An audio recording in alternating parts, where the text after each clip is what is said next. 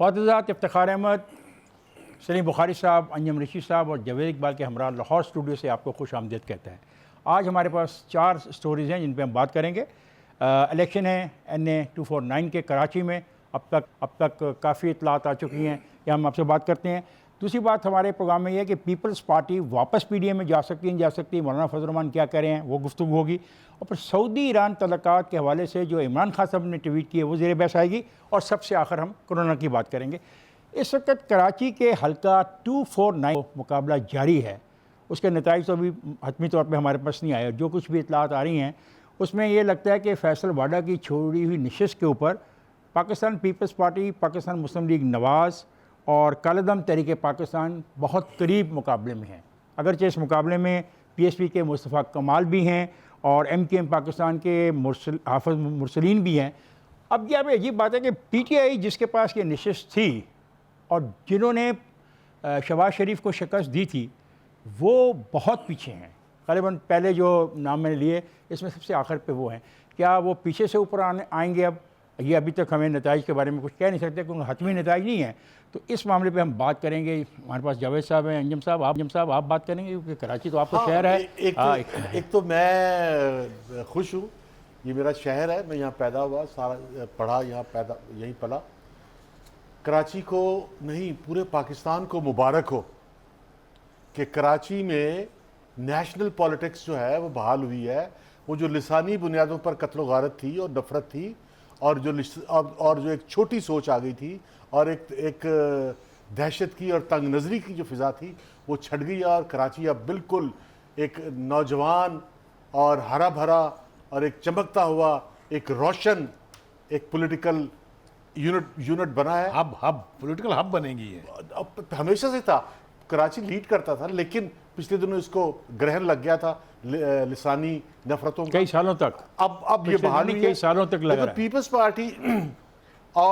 Peoples party और मुस्लिम league नून ये दोनों आगे पीछे हैं। अभी तक तो जो रिजल्ट है अब तक के उसमें 20-21 वोटों का फर्क है।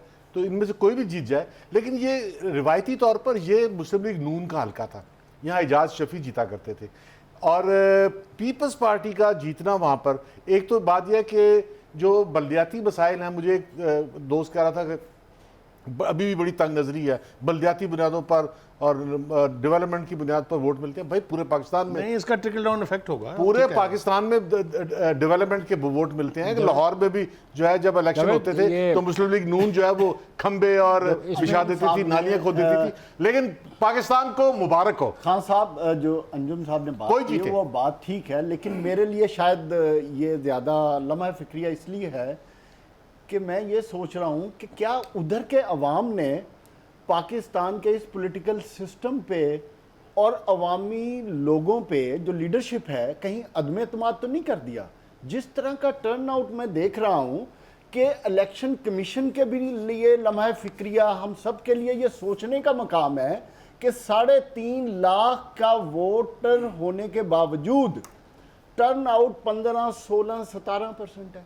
ये लम्हा फिक्रिया ना, छोड़ दें छुट्टी की बात कर रहे थे। मुझे ये बताएं, लोग नौकरियों पे थे। नहीं, मेरे लिए ये सोचने की बात है। इसमें ये जो नुक्ता मेरा पॉइंट ये है, गलत है, गलत बात कर रहे हैं। आज लोग नौकरियों पे थे, जॉब पे थे। 18,000 नहीं, मेरी पहले बात मुकम्मल होने दे। क्या 18,000 को वोट लेने वाला बंदा 3.5 लाख का रिप्रेजेंटेटिव हो जाएगा? हाँ। एक क्वेश्चन।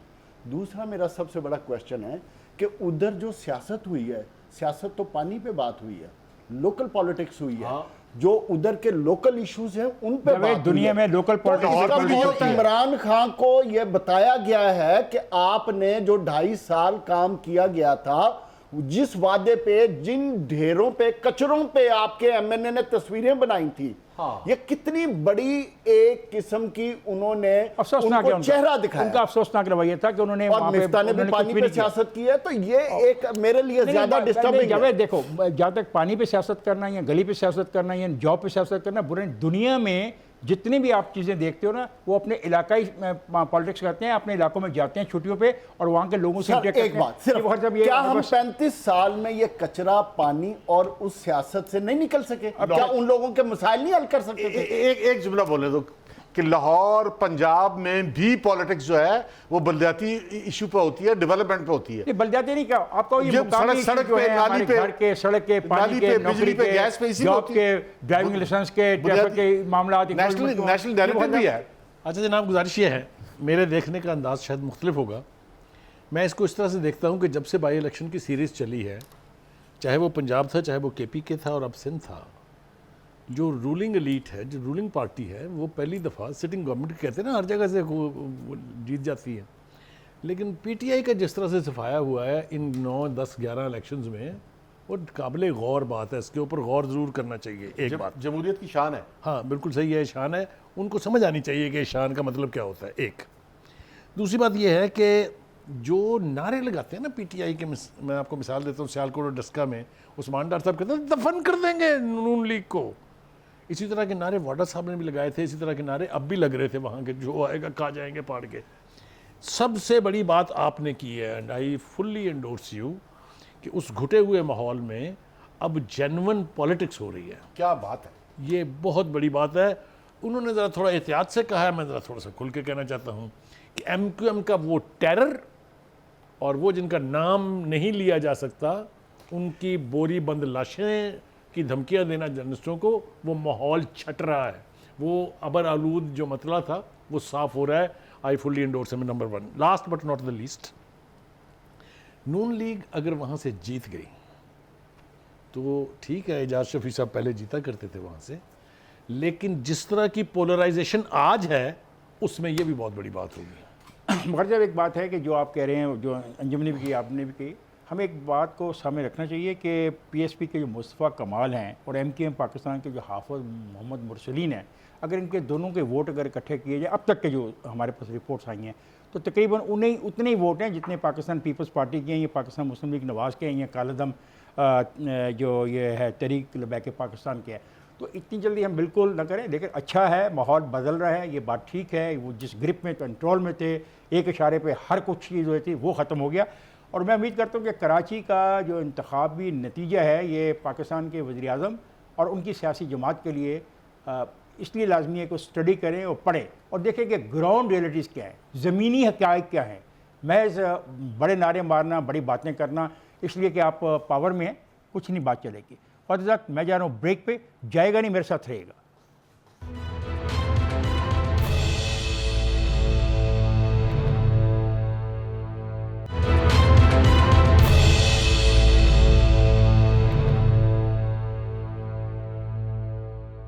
वेलकम बैक ख़वातीन-ए-हज़रात। अब हम गुफ्तगू करेंगे पीपल्स पार्टी और मौलाना फजल रहमान के दरमियान जो दूरियां देखने में आई, मेरे ख्याल है वो कम होती आ रही हैं, क्योंकि मौलाना फजल रहमान ने कहा कि पीपल्स पार्टी की ख्वाहिश है कि PDM में वापस आ जाए। तो PDM में अगर वो वापस आते हैं तो फिर क्या होगा, और PDM से बाहर जब गए थे तो फिर क्या हुआ। अब मौलाना साहब ने एक और बात की है, उन्होंने कहा कि बाप से जो वोट लिए उस पर ANP भी नाराज़ है, ANP भी खुश नहीं है। तो ये है हमारी आज की जो स्टोरी। और बखर जब ये क्या आप समझते हैं, कोई है इम्कान इस बात का कि वापस आ जाए पीपल्स पार्टी? मैं नाज़रीन को तो बाद में रिकॉल कराऊंगा, पहले आप मेरे साथियों को याद होना चाहिए कि मैंने इस प्रोग्राम में बैठ के कहा था कि पीपल्स पार्टी वापस आएगी PDM में।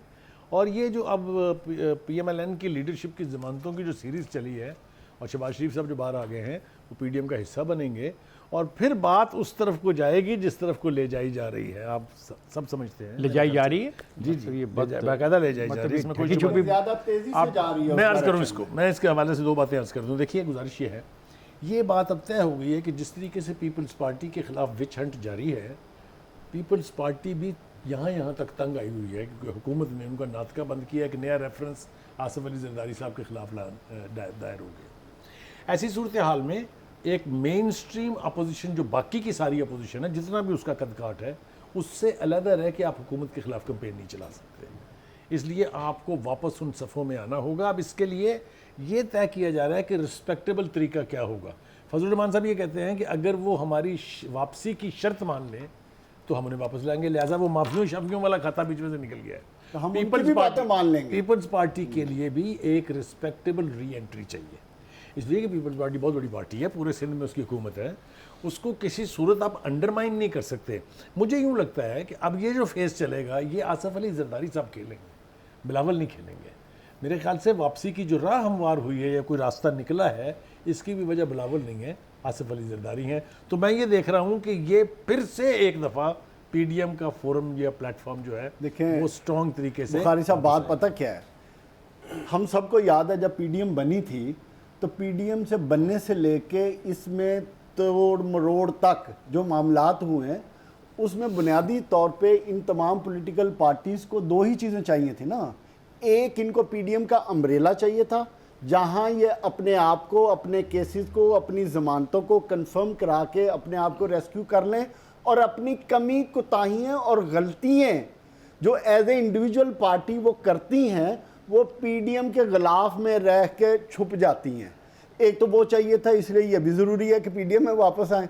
दूसरा, इन्हीं पॉलिटिकल पार्टीज़ को अपने आप को रेलेवेंट भी रखना है और ये रेलेवेंट उसी वक्त रहेंगे जब तक ये सारे इकट्ठे रहेंगे ताकि पीडीएम का तज़किरा करते हुए आज इनके ना लहजा तलख है ना गुस्सा है। लेकिन इसमें एक और मैं बात है, मैं भी इस पे अपने ख्यालात का ये करूंगा तो 2.5 साल देखें, देखिए जिधर हम 2.5 साल इमरान खान की नालायकियों, कोताहियों, इनकॉम्पिटेंसी और बैड गवर्नेंस की बात करते हैं, ये रिपीट हो सकती है तो बात प्रोग्राम में।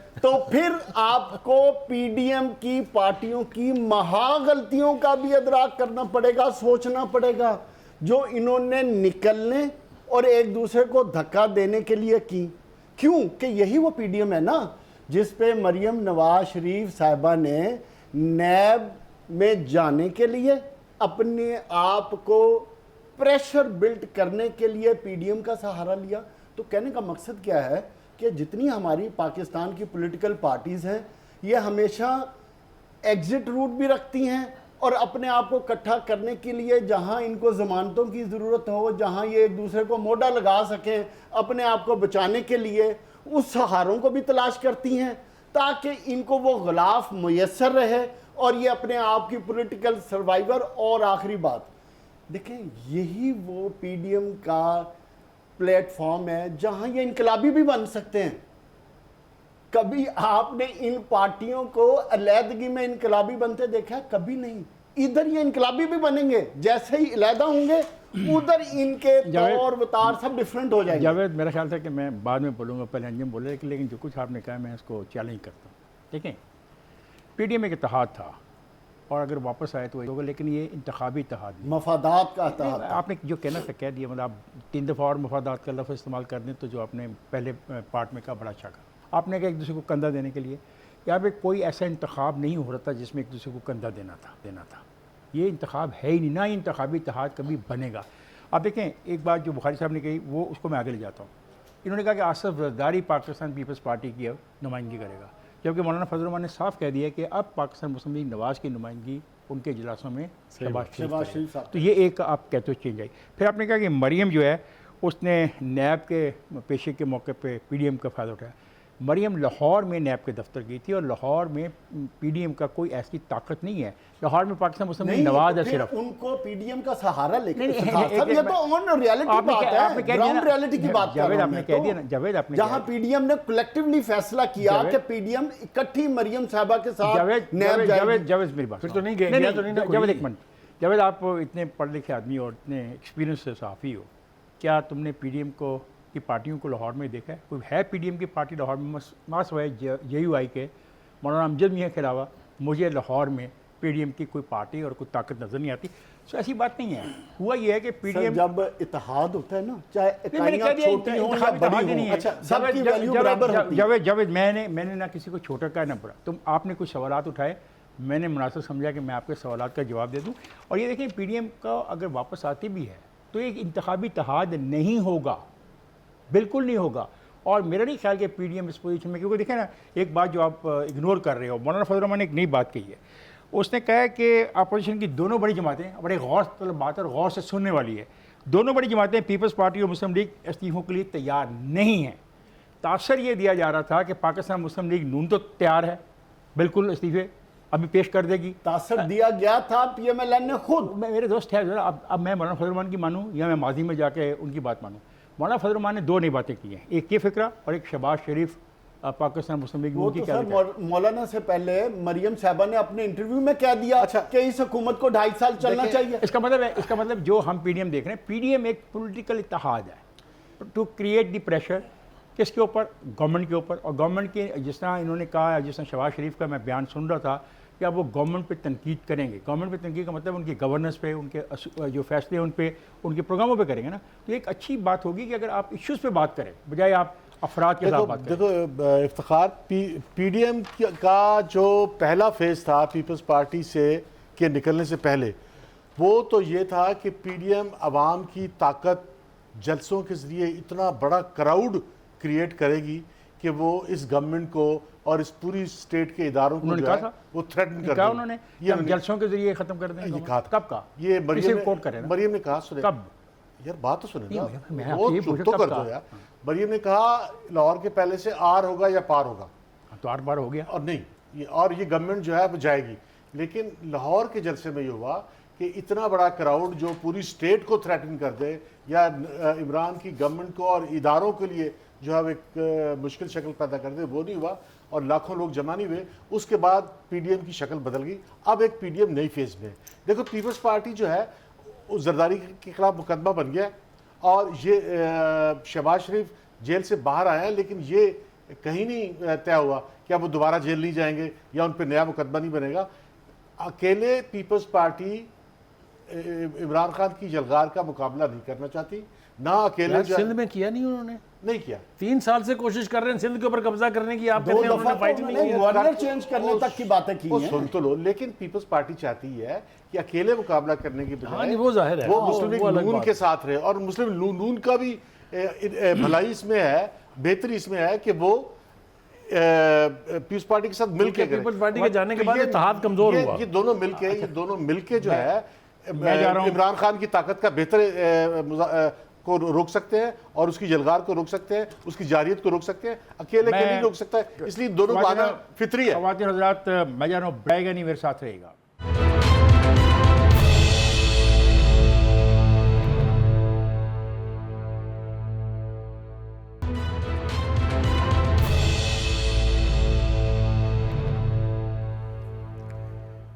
वेलकम बैक ख्वातीन हज़रात। आज वज़ीर-ए-आज़म इमरान खान की एक ट्वीट हम ज़ेर बहस ला रहे हैं।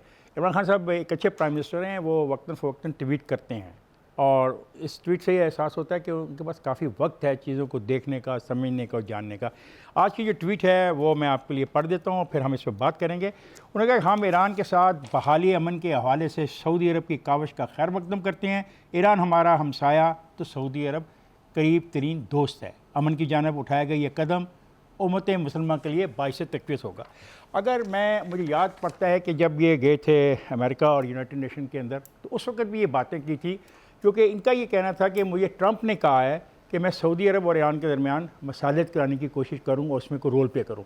फिर इन्होंने इसके बाद आके ईरान में मुलाकात भी की, वहाँ पे उनके साथ सदर हसन रूहानी से, और फिर इन्होंने मुलाकात की अपना जो सऊदी अरब के वली अहद मोहम्मद बिन सलमान है उनसे। कि तब से इमरान साहब इस कोशिश में है कि इस खिते के अंदर कोई ऐसी खिंचाव की फ़िज़ा अगर है तो कम हो जाए। ये दोनों मुल्कों के दरमियान ज़्यादा खिंचाव हुआ है अपना एक ऐसी इशू के ऊपर जिसमें दो मुख्तलिफ मौक़िफ़ हैं। मेरे पास इतना वक्त नहीं है कि मैं उसकी डिटेल में जाऊँ। इमरान की जो ख्वाहिश है, इसको हम आज ज़ेर बहस लाते हैं कि इमरान की ये जो ख्वाहिश है एक अहम रोल अदा करने की, क्या ये मुमकिन है, नहीं मुमकिन है? क्यों अंजम, क्या समझते हो? देखो ये इमरान खान ने इफ्तिखार ये सलमान बिन मोहम्मद के बयान के बाद दिया है। सलमान बिन मोहम्मद ने मोहम्मद बिन सलमान ने जो सऊदी अरब के फरमारवा हैं, उन्होंने कहा है कि वो ईरान से बेहतर ताल्लुकात चाहते हैं। और वो ईरान से बेहतर ताल्लुकात सिर्फ एक इशू है, ईरान और सऊदी अरब के ताल्लुकात बेहतर अभी नहीं हो सकते, बिल्कुल मुमकिन नहीं है, क्योंकि मशरिक़ वस्ता की सारी पॉलिटिक्स, रियासतों के दरमियान की पॉलिटिक्स और रियासतों के अंदर की पॉलिटिक्स है।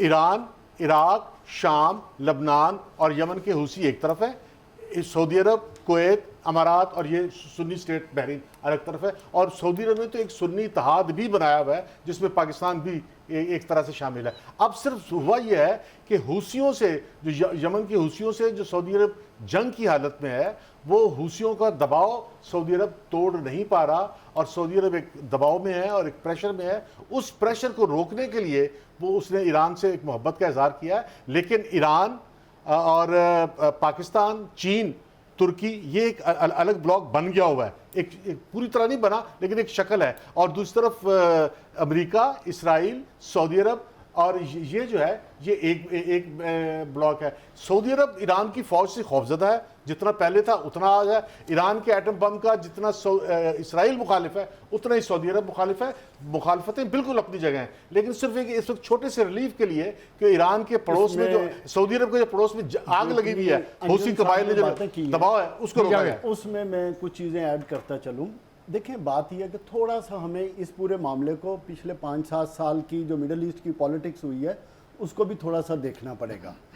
आपको याद होगा 2015 में जो इनका न्यूक्लियर पैक्ट हुआ था अमेरिका और ईरान का, उसको 2018 में ट्रंप ने फिर ख़त्म कर दिया। और ट्रंप का इंक्लाइन टूवर्ड्स सऊदीया बहुत ज़्यादा था। जमाल खशोगी वाले मर्डर केस में भी मोहम्मद बिन सुलेमान को इन्होंने प्रोटेक्ट करने की कोशिश की और उसके बाद कोई $700 बिलियन की उन्होंने आर्म वेपन्स के ऑर्डर किए। तो ये सारे सिनेरियो को देखते हुए और अब जो करंट सिनेरियो को अगर आप देखेंगे तो फिर आपको पूरी कहानी समझ आ जाएगी कि मोहम्मद बिन सुलेमान ने ये इंटरव्यू क्यों दिया। क्योंकि अब दोबारा ईरान की और अमेरिका की जो न्यूक्लियर डील डीरेल हो चुकी थी, ख़त्म हो चुकी थी with the support of European powers, वो दोबारा निगोशिएशन स्टार्ट हो गए। This is the big change which has come. दूसरी इंपॉर्टेंट चीज़ जिसमें मोहम्मद बिन सुलेमान ने उस इंटरव्यू में जिक्र किया, बेसिकली वो मिडल ईस्ट में प्रॉस्पेरिटी चाहते हैं। उसके लिए वो चाहते हैं कि ईरान के लिए उन्होंने कंडीशंस रखी हैं 4 कि उसको अपना नेगेटिव बिहेवियर चेंज करना पड़ेगा। एक दूसरा, साथ ही उन्होंने उसकी तरफ प्रेशर डालने के लिए, जो बात समझने की है, प्रेशर डालने के लिए ईरान पे कि आपको अपने न्यूक्लियर और मिसाइल के प्रोग्राम्स को तर्क करना पड़ेगा ताकि हम और आप इकट्ठे रह के जो मिडल ईस्ट की प्रॉस्पेरिटी के बारे में गुफ्तगू कर रहे हैं उसको ले चलें। तो इनडायरेक्टली सऊदीया ने ईरान को भी कहा है कि मेहरबानी करें, जो आपकी डील निगोशिएशन दोबारा स्टार्ट हो रही है उस पर कंटिन्यू करें। And this is what Imran Khan ने इसको अप्रिशिएट किया। इमरान खान ने अप्रिशिएट नहीं किया। एक बात, इमरान खान की जिम्मेदारी लगाई थी, ये तो हकीकत है ना। जिस तरह आपने सारी बात थी सर, वो एडमिनिस्ट्रेशन चेंज हो गई ना। ट्रंप की एडमिनिस्ट्रेशन बेशक चेंज होगी, लेकिन इमरान के जिम्मे जो काम लगाया वो देखिए, अमेरिका में अगर एक सदर बदल जाए तो अमेरिकन पॉलिसीज इतनी बड़ी नहीं चेंज आती। ये तो हम भी जानते हैं और आप भी जानते हैं। सर आप देखें ना, चेंज आई है। क्या चेंज आई है? चेंज एक न्यूक्लियर डील 2015 में हुई, वो खत्म हुई, फिर दोबारा शुरू हो गई। नहीं, चेंज नहीं है। देखो ना, उस चेंज के पीछे ट्रंप की वो ख्वाहिश भी तो है ना। अगर जो ट्रंप के कारोबारी मरासम थे इस सऊदी ख़ानदान से, ये हमें पता है, लेकिन उसका इमरान को ये कहना कि जाएं और जाके आप इसमें करें, इसका मतलब पाकिस्तान का कोई रोल है इस खिते में। ऐसी बात नहीं। क्यों, क्या ख्याल आप?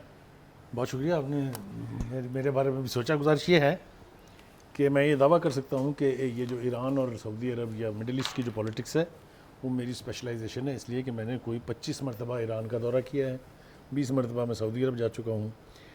असल तब्दीली ये है कि ए पर्सन लाइक मोहम्मद बिन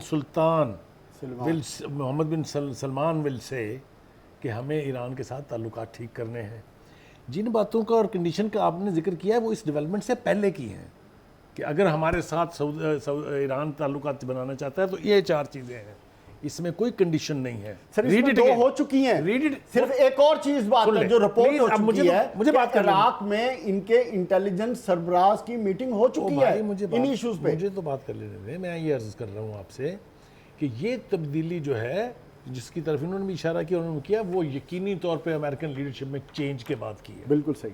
इसलिए कि जो बाइडन ने सऊदी अरब के बारे में क्या इरशादात फरमाए हैं और इजराइल के बारे में क्या इरशादात फरमाए हैं, that is a radical departure from the traditional policy of the United states. एक दूसरी बात यह है कि जो हौज़े प्रेशर की बात इन्होंने की, सऊदीज़ यकीनी तौर पे तंग हैं यमन की उस जंग से जो बावजूद एक मुस्लिम फोर्सेस का इत्तेहाद बनाने के लिए, जिसके लिए हमारे former chief of army staff general Raheel Sharif साहब वहाँ मौजूद हैं, वो उनके काबू में नहीं आया है। अब उनके मिसाइल्स और उनके ड्रोन अटैक्स जो हैं वो उनके शहरों पर होने लग गए हैं, सो मच सो कि रियाज पर अटैक हुआ था, अगर आपको याद हो। मैं कहना ये चाह रहा हूँ, ये तब्दीली पर इमरान खान साहब ने फौरी तौर पर रिस्पॉन्स क्यों किया? Because it suits us. Iran हमारा बॉर्डर का हमसाया है, फॉर सेंचुरीज हमारे ताल्लुकात इस खित्ते में आपस में एक दूसरे के साथ रहे। Saudi Arab, because of being the citadel of Islam, holding the two most important monuments of Islam representing Kaaba and Masjid Nabawi, हमारी उसके साथ एफिलिएशन मैन मेड नहीं है, नेचुरल है। तो दोनों हमारे लिए इंपॉर्टेंट है। लिहाजा अगर कोई भी ऐसी सूरत हाल निकले जिसमें पाकिस्तान को रोल प्ले कर सकता हो और ये दो मुल्क करीब आ जाएं, इससे ज़्यादा बेहतर बात इस खित्ते के लिए हो नहीं सकती। Last but not the least, मेरा ख्याल ये है कि ये जो इनिशिएटिव है, तमाम तर बाकी की खराबियों के बावजूद मोहम्मद बिन सलमान का इसको अप्रिशिएट किया जाना चाहिए और ये तवक्को रखी जानी चाहिए कि ये जो एक बहुत बड़ी दुश्मनी चल रही है दो मुस्लिम ममालिक, ये खत्म होनी चाहिए, ये खत्म। लेकिन उसकी मैं बुनियाद समझता हूँ कि मेरे पास वक्त नहीं है। मैं समझता हूँ कि इमरान खान ने जो कोशिश का, जो माजी में कोशिश की और जिस तरीके से बहुत डिटेल में हमारे तमाम पार्टिसिपेंट ने आपको डिटेल बताई कि मसला असल में क्या है, मामला क्या हैं, मेरा ख्याल है अगर इस इलाके में बेहतरी हो सकती है, अच्छी फ़िज़ा बन सकती है, तो हम सब के लिए बेहतर है। फातिमा साहब, मैं जा रहा हूँ ब्रेक पे, जाएगा नहीं, मेरे साथ रहेगा।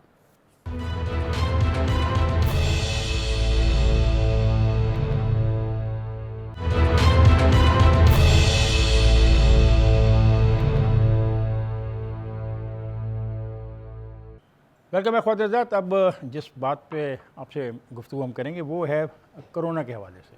एक अमेरिकी रिपोर्ट आई है जो बड़ी खौफनाक है और मैं आपसे शेयर करना चाहता हूँ कि अगर आप इसको पढ़ सकें तो आपको मैंने इसलिए दिखा रहा हूँ कि ये न कहा जाए कि हम ऐसी बात कर रहे हैं। ये रिपोर्ट अमेरिकी एक इंस्टीट्यूट की है, इसका तज़किरा बहुत सारे आज मीडियाज़ में हो रहा है, हाउसेस में हो रहा है। ये एक बहुत खौफनाक रिपोर्ट है। इसमें आपके प्यारों की ज़िंदगी और मौत का मसला है। इसमें सारी चीज़ें आपके अपने हाथ में हैं। एक मास्क पहनना है और 8 फुट के फासले पे खड़ा होना है और हाथ धोने हैं। इन 3 चीज़ों में से कौन सी ऐसी चीज़ है जो नामुमकिन है, जो गुर्बत की वजह से, बेरोज़गारी की वजह से या मुफलिसी की वजह से हम नहीं कर सकते? तो मैं इसलिए इस रिपोर्ट को ज़ेर बहस लाना चाहता हूँ ताकि आपको अंदाज़ा हो कि हम कहाँ खड़े हैं और खुदा ना करे अगर हमने एहतियात न की तो हम किस मुसीबत का शिकार हो सकते हैं। जावेद, आपसे मैंने शेयर की है रिपोर्ट, तो देखिएगा क्या है। खान साहब, बात ये है कि ये रिपोर्ट जैसे आपने कहा अलार्मिंग इतनी ज़्यादा है और इतनी खौफनाक है कि हमारे पाकिस्तान के लोगों को आज से ही समझ जाना चाहिए कि ये जिस मोहलिक बीमारी के बारे में हमने बात कर रहे हैं उसकी आने वाले वक्त में क्या शक्ल बनेगी। जो अमेरिकन रिपोर्ट कहती है, ये वही हेल्थ इंस्टीट्यूट है जिसने अमेरिका में अगस्त की रिपोर्ट की थी 2020 में कि अमेरिका में मिनिमम 2 लाख से ज़्यादा कैजुअल्टीज़ होंगी, जिसका ट्रंप इंतज़ामिया ने मजाक उड़ाया था। और आज इस वक्त कोई तकरीबन 5,80,000 अमेरिका में अमवात हो चुकी हैं। इस जरीदे ने रिपोर्ट की है कि पाकिस्तान में मई के बाद इतनी तेज़ी से इंक्रीज़ होगा कि अगस्त में जाके पाकिस्तान में कोई तकरीबन 28 से 30 हज़ार रोज़ाना की अमवात होंगी और कोई तकरीबन 2,40,000 से लेकर 2.5 लाख तक डेली के केस पॉजिटिव होंगे। ये इतनी भयानक पिक्चर है जिसको पाकिस्तान की आवाम को समझना चाहिए और उसकी एहतियाती तदाबीर सिर्फ वही है। अगर आज हम हुकूमत को गिले शिकवे करें, मैं नहीं करना चाहता, क्योंकि हुकूमत के आगे हम पिट गए।